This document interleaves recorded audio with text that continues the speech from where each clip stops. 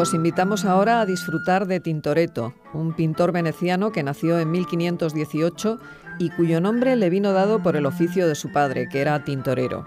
Nos acompañan en el estudio Alicia Cámara Muñoz, que es catedrática de Historia del Arte en la UNED, y Santiago Arroyo Esteban, que es profesor tutor también en la UNED y especialista en la pintura veneciana del Renacimiento.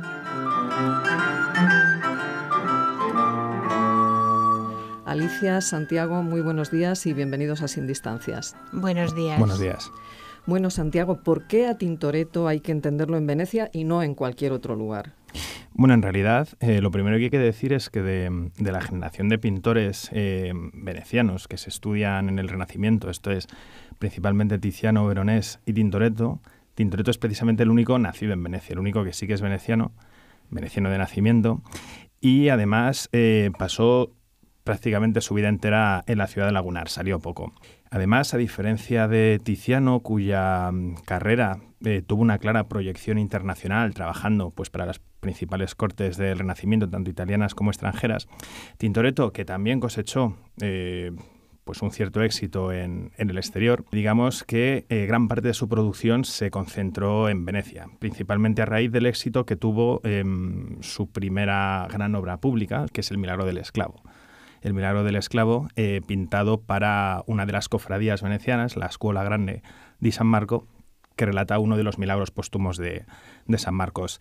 En esta obra, Tintoretto realiza, con un lenguaje muy innovador, pues una obra que llama mucho la atención de la sociedad veneciana y digamos que a partir de ese momento pues se va a convertir en uno de los pintores predilectos por gran parte, que no toda, la sociedad, y digamos que a partir de ese momento tanto las iglesias como las cofradías o scuole, como las instituciones públicas e incluso el Palacio Ducal pues le van a hacer una serie de encargos, y Tintoretto digamos que va a cubrir con grandes telas, con los teleros, pues los interiores de todos estos edificios. Afortunadamente, gran parte de estos ciclos se conservan todavía in situ en Venecia. Esto es, son obras de muy gran formato, muy difíciles de desplazar, que por tanto hay que ir a ver sí o sí a Venecia. Por eso a Tintoretto no se le puede conocer fuera de Venecia, y ello a pesar de que los museos europeos y en general los grandes museos estén llenos de su obra, pero hasta que no se ve esta pintura de gran forma de Tintoretto no se puede entender ni los aspectos de su técnica ni la labor técnica que conllevaba la elaboración de estos grandes lienzos. Por ello, sin una visita, por ejemplo, a la Scuola Grande di San Rocco, que Tintoretto decoró en 3 momentos sucesivos con diferentes escenas, digamos casi todas ellas en torno a la vida y pasión de Cristo, pues no se puede entender su trabajo. No se puede entender, por ejemplo, sin mirar la grandísima crucifixión, ¿no? He traído las medidas exactas, son 5 metros por 12. De formato paisado. Luego también, pues por ejemplo, la Madonna del Orto, iglesias como San Casiano, que tienen grandes ciclos decorativos hechos por el pintor veneciano. Alicia, y además de esta característica que nos ha señalado Santiago del gran tamaño de estos lienzos, ¿qué tiene de nuevo el lenguaje pictórico de Tintoretto? El lenguaje de Tintoretto es verdaderamente una nueva maniera. Utiliza composiciones muy complejas, estiliza las figuras, juega con la perspectiva, acaba con el equilibrio del clasicismo. Por eso es un pintor que se suele encuadrar dentro del manierismo, porque es la licencia frente a la norma. Eso es lo que tiene también de novedoso. Por otra parte, en relación con las escenografías, que claro, con esos formatos además se prestan en muchos casos, a veces son escenografías no exactamente clásicas, pero sí que va creando una imagen de Venecia que también tiene que ver con esa venecianidad, digamos, de la pintura de Tintoretto. Y luego, en este tema de las escenografías de Tintoretto, yo creo que también es interesante que siempre pensaba dónde iban a ir las obras. Entonces, que ya no es solamente la escenografía que crea en el cuadro, sino que con ese cuadro está creando una escenografía en lo que es el espacio arquitectónico. Y eso yo creo que es uno de los temas interesantes de este pintor. Por otra parte, es casi un tópico, un lugar común, decir que Tintoretto trabajaba sin una idea previa y sin dibujo, como decía Vasari, como si el cuadro se fuera haciendo con esa presteza, con esa espresatura, con esa rapidez que llevó a que Aretino, por ejemplo, le escribiera que debía juntar la presteza del acabado con la paciencia del hacer, y con pinceladas largas de pintura, y ese aspecto inacabado en la época desagradaba a algunas personas, es decir, no era algo absolutamente aceptado, pero en cambio teniendo en cuenta cómo ha sido la evolución de la historia de la pintura, hoy es una de las cosas precisamente que nos fascina de Tintoretto. Y luego se encuadra la obra de Tintoretto, lógicamente, en temas como el del debate entre dibujo, porque Tintoretto, por ejemplo, utiliza mucho a Miguel Ángel, los estudios anatómicos, pintar a la manera de Miguel Ángel, pero ahí me estamos metiendo ya en otro tema que es el del dibujo y el color. Santiago, ¿cómo entendemos a Tintoretto en este contexto de debate entre dibujo y color que acaba de señalar Alicia?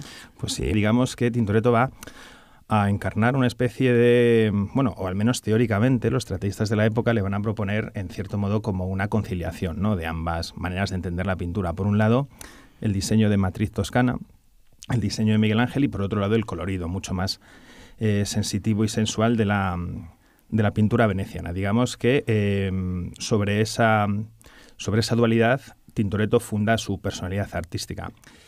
Sin embargo, Tintoretto, por mucho que digamos que es un punto de encuentro entre ambas maneras de entender la pintura, tenemos que considerar que dentro de este aspecto también supone una novedad radical en Venecia, pues en gran parte por los argumentos que comentaba Alicia Cámara hace un momento, y luego también sobre todo por lo que viene siendo el concepto de la prestezza, ¿no? Como de alguna manera lo que pretende Tintoretto es ofrecer un lenguaje alternativo al arte de Tiziano más consolidado en Venecia, y cómo para ello pues va a acudir a toda una serie de pintores como Pordenone o como el propio Vasari, que durante todos estos años o durante los inicios de la formación de Tintoretto, pues bueno, van a viajar a Venecia y van a dejar obra ahí. Por esa razón, poco a poco, Tintoretto va asumiendo todos estos rasgos y todas estas características de ambas maneras de entender la pintura y va a empezar a proponer cuadros insólitos en Venecia, con un colorido propiamente veneciano, pero con tonalidades muy toscanas, muy manieristas.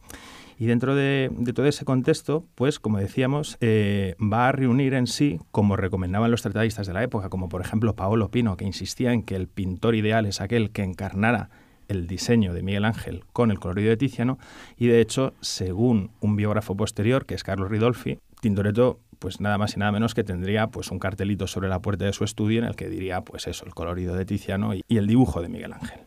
Alicia, y en este juego de influencias entre pintores, ¿cuál dirías que fue la relación entre Tintoretto y el Greco? Sí, en este sentido, de la relación del Greco con Tintoretto, es algo aceptado que pese a que el Greco aparece por determinada historiografía en un momento dado, vamos, poco después de su muerte, como el discípulo de Tiziano, en realidad con quien más relación tuvo en Venecia es con Tintoretto, porque Tintoretto no muere hasta 1594 y hay mucha más facilidad, digamos, de relacionarse con Tintoretto.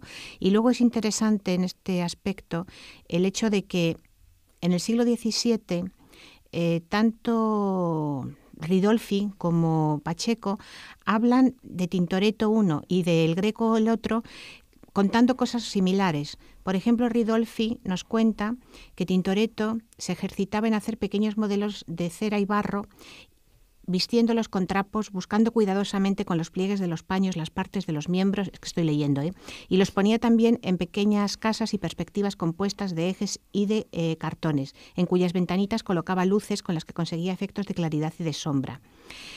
Pacheco nos cuenta que cuando visita el taller del Greco le muestra en una alacena modelos de barro que tenía de su mano, es decir, trabajaba con ese mismo sistema, y también tenía el Greco los originales de todo. Y desde luego hay un sentido, algo en lo que coinciden mucho, lo que llamaba Pacheco también los borrones de la pintura veneciana y de Tiziano, ese arte de esconder el arte que decía Ludovico Dolce, pues es algo que comparten también el Greco y Tintoretto. Santiago, quizás ir a Venecia sea algo más complicado, pero siempre podemos acercarnos a ver los Tintorettos del Museo del Prado, ¿no? ¿Qué obras destacarías? Bueno, pues afortunadamente la pintura veneciana, tanto Tintoretto como Veronés, como los Bassano y como Tiziano, están muy bien representados en España, ¿no? Principalmente gracias a ese interés primero de Carlos V, luego de Felipe II y luego del resto de los monarcas de la dinastía que encargaron en primera persona o luego coleccionaron pintura veneciana. Por ello, la cantidad de pintura veneciana del Prado, pero también del Escorial, ¿no? Que parece que siempre se queda un poquito más de lado. Pero en el Escorial, por ejemplo, tenemos en concreto una obra muy interesante que es La adoración de los pastores, probablemente hecha entre Tintoretto y su hijo Domenico, que fue un encargo directo de Felipe II en un momento en el que estaba tratando de contratar a un artista, después de la muerte de Tiziano, claro, que le realizara toda la decoración del retablo de la Basílica del Escorial. Tentó a Tintoretto, tentó a Veronés también. De hecho, a Veronés trató de contratarle directamente, aunque no aceptó. Y bueno, ahí han quedado pues tanto una anunciación de Veronés como una adoración de los pastores muy interesante de Tintoretto. Ya entrando en la Pinacoteca del Prado, pues merece pues, sobre todo la pena señalar el lavatorio, ¿no? Una obra maravillosa, digna de estar entre las grandes obras maestras de la historia de la pintura, y no solo del Renacimiento y no solo veneciana. Es una obra además con una perspectiva muy audaz, condicionada precisamente por esa adecuación al lugar en el que tenía que ser visto. De hecho, no es un cuadro para mirar de frente, sino para mirar desde un punto de vista sesgado, puesto que estaba pensado como cuadro lateral, que era como se llamaban estos cuadros, ¿no? Como un cuadro que estaba hecho para ver desde una cierta distancia y en diagonal. Entonces, por eso, digamos que la visión frontal no se entiende, sino solo se entiende a través de una vista un poco sesgada. E insisto, tanto la composición a través de los diferentes grupos de la pintura como la propia atmósfera han influido en pintores pues como Velázquez, que de hecho Velázquez pues lo estudió para componer las Meninas. Y en último lugar me gustaría recordar, simplemente por su carácter insólito, una serie de pequeños cuadros que Tintoretto debió pintar para el techo de una habitación. Son una serie de 6 escenas bastante curiosas que pertenecen a una pintura más decorativa y quizá no tan monumental como la que estamos acostumbrados a ver, son de pequeño formato y de temática muy femenina, ¿no? Son escenas del Antiguo Testamento donde la mujer tiene una presencia destacada y de hecho, pues bueno, son escenas pues un poco moralizantes, ¿no? Siempre que hablamos de decoración doméstica, el ámbito doméstico pues es el ámbito femenino también. Y son obras muy interesantes donde podemos ver un Tintoretto en una técnica mucho más suelta, debido tanto al carácter decorativo de las escenas como a su propia visión. Merece la pena, más que seleccionar, pues eso, perderse entre las salas de pintura veneciana del Prado y disfrutar, que hay mucho que ver. Alicia, pues ya para terminar y muy brevemente, ¿por qué tuvo tanta fama Tintoretto como pintor de retratos? Tuvo fama en su tiempo, no la historiografía. Es decir, la historiografía sobre Tintoretto ha tardado un tiempo en darle toda la relevancia que tiene como pintor de retratos, pero en la Venecia de su tiempo sí que tuvo mucha fama, hizo muchísimos retratos como retratista de la sociedad veneciana. No fue retratista de las grandes cortes europeas como lo fue Tiziano, pero sí son unos retratos además en los que a veces utiliza fondos oscuros y lo que es la mirada son unos seres humanos que nos miran e incluso son unos retratos que, bueno, en mi opinión al menos, aunque no sepamos muchas veces a quién representan, nos intrigan, como pasa con los del Greco. Es decir, queremos saber más de esas personas porque es un retratista capaz de asociar la imagen con esa ventana del alma que son los ojos, o como ese que el semblante es habla callada del corazón que recogía un historiador, Cabrera de Córdoba, en 1619. Entonces, el retrato es interesante porque además algunos son retratos colectivos que los vincula con los linajes de la nobleza de la élite veneciana, así que tiene muchas facetas, digamos, que habría que ver en el retrato y quizá en algún otro momento abordemos el tema del retrato veneciano. Muy bien, pues quedas emplazada. Tintoretto y la pintura veneciana del Renacimiento, Alicia Cámara Muñoz, catedrática de Historia del Arte en la UNED, y Santiago Arroyo Esteban, profesor de Historia del Arte en el Centro Asociado de la UNED en Madrid. Muchísimas gracias por habernos acompañado hoy en Sin Distancias. Gracias. Muchas gracias a vosotros. Gracias.